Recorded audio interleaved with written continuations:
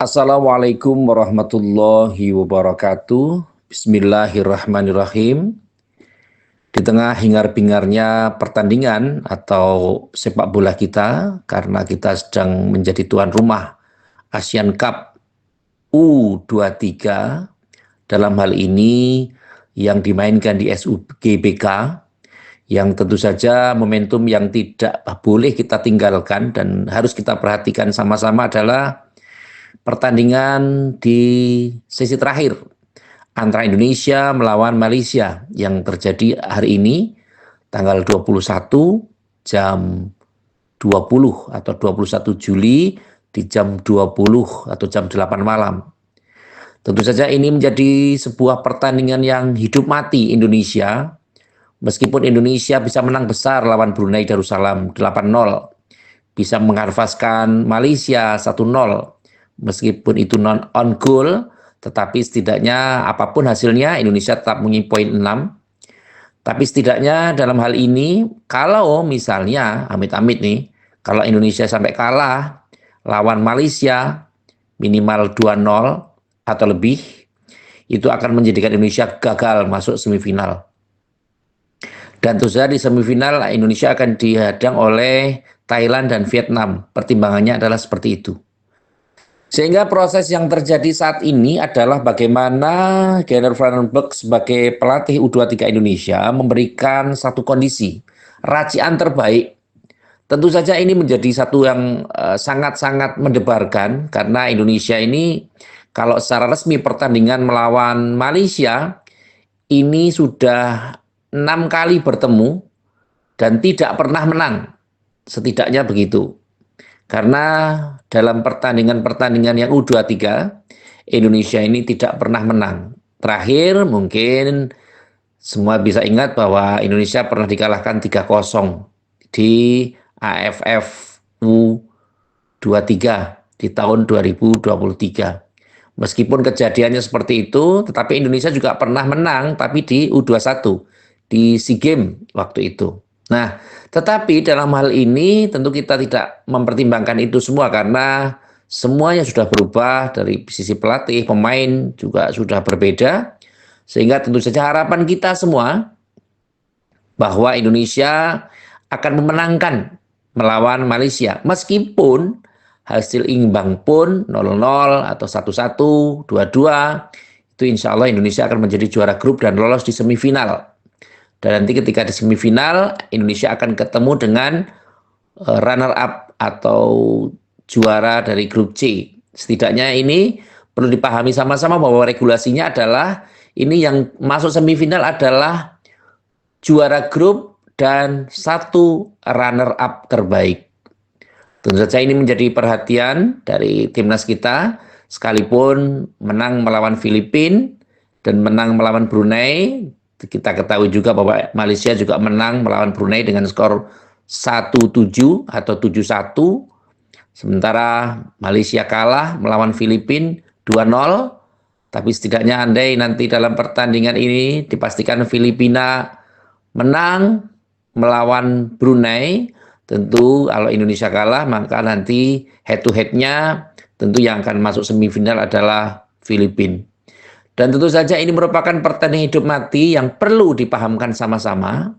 Yang ini juga harus menjadikan kategori yang mungkin Indonesia atau timnas kita harus menyusun tim terbaik yang digunakan sebagai hal-hal yang untuk mempertahankan kemenangan.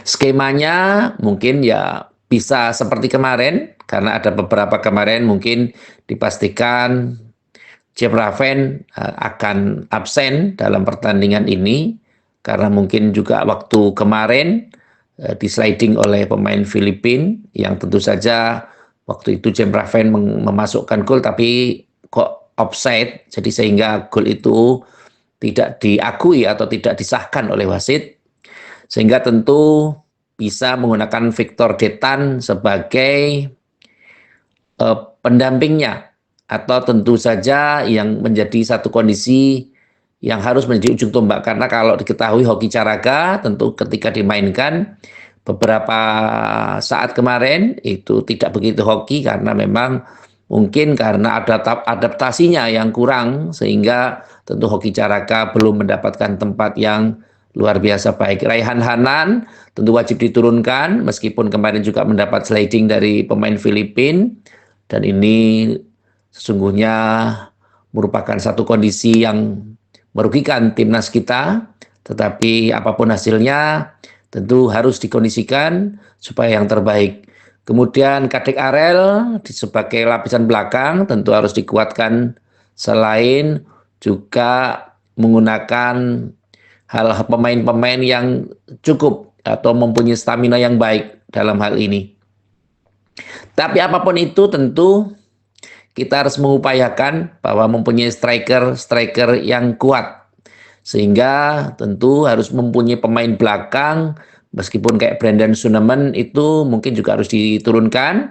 Kemudian Muhammad Ferrari, kemudian Ahmad Maulana juga mungkin bisa dikondisikan untuk menjadi benteng terakhir. Untuk bisa selain untuk penjaga gawang, tentu sebaiknya memang menggunakan penjaga gawang yang sekarang, yang penjaga gawang PSM Makassar itu tentu harus dikondisikan karena untuk Cahya Supriyadi dan Dava Fasya tentu secara kondisi belum teruji. Nah, tentu saja ini menjadi perhatian kita sama-sama bahwa memang pertandingan ini merupakan pertandingan yang luar biasa dan harus kita menangkan. Apalagi gengsinya, tentu saja kita memahami bahwa nyinyiran-nyinyiran netizen di luar Indonesia terhadap timnas Indonesia sangat-sangat naiklah negatif, sehingga tentu saja kita ini termasuk harga diri bangsa yang kita berharap, kita berdoa sama-sama, mudah-mudahan nanti timnas kita mendapatkan kemenangan dengan skor yang mencolok, dengan skor yang tentu saja bisa dijadikan sebagai alasan bahwa memang Indonesia tidak hanya sekedar menang melawan tim-tim yang tidak difavoritkan, misalnya Brunei Darussalam atau Filipina. Meskipun dalam hal ini Filipina sebenarnya bisa kalah itu on goal, tetapi setidaknya mereka menggunakan parkir bis ya. Jadi parkir bis itu memang merapatkan dari pemain tengah dan pemain belakang, sehingga pemain-pemain kita sulit untuk merobek pertahanan dari Filipina. Beruntung di lemparan ke dalam, jadi Robby Darwish sempat juga mengkondisikan untuk itu. Robby Darwish ini adalah pemain dari Persib Bandung, di samping ada Kakang Rudianto tentu saja. Ini tentu saja menjadi perhatian, dan mari kita semangati tim nasional kita, jangan sampai kita pesimistis, karena kita tahu bahwa timnas kita adalah akar atau tumbuh semoga dari proses ini nanti bisa juga diambil untuk senior, karena setidaknya ada beberapa, misalnya kayak Buffon, kemudian ada, kalau kita ketahui ada Raihan Hanan, kemudian ada Victor Detan, yang tentu saja ini bisa menjadi palang pintu untuk di kemudian hari untuk diambil di tim senior. Tetapi apapun itu, konsentrasi tetap pada pertandingan nanti malam melawan Malaysia.